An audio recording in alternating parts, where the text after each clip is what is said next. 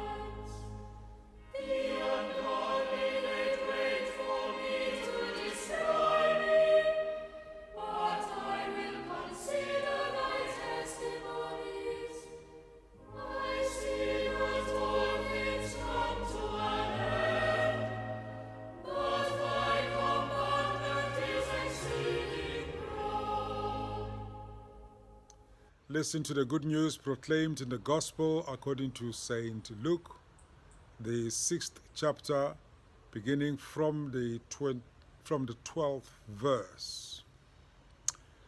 Now during those days he went out to the mountain to pray, and he spent the night in prayer to God. And when the day came, he called his disciples and chose 12 of them, whom he also named apostles.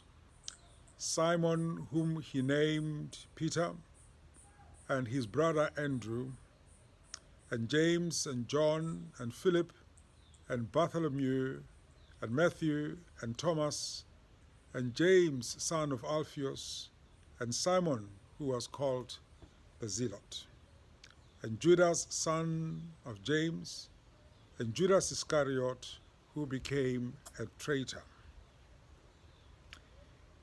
He came down with them and stood on a level place with a great crowd of his disciples and a great multitude of people from all Judea, Jerusalem, and the coast of Tyre and Sidon.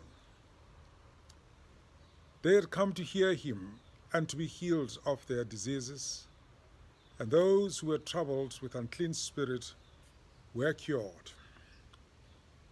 And all in the crowd were trying to touch him, for power came out of him and healed all of them.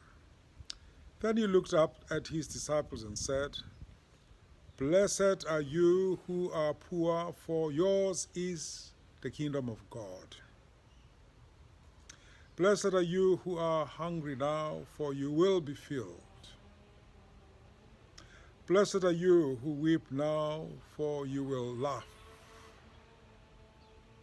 Blessed are you when people hate you, and when they exclude you, revile you, and defame you on account of the Son of Man. Rejoice in that day and leap for joy, for surely your reward is great in heaven. For that is what their ancestors did to the prophets. But woe to you who are rich, for you have received your consolation. Woe to you who are full for now, for you will be hungry. Woe to you who are laughing now, for you will mourn and weep. Woe to you when all speak well of you, for that is what their ancestors did to false prophets. Today, as I mentioned, we commemorate Saint Simon and Saint Jude, who are among the first apostles appointed by Jesus. Simon is also known as the Zealot, and Jude is known as Thaddeus. Saints and seasons tell us that through their commemoration, we are reminded that the Church is built upon a firm foundation of the apostles and prophets, with Christ being their cornerstone.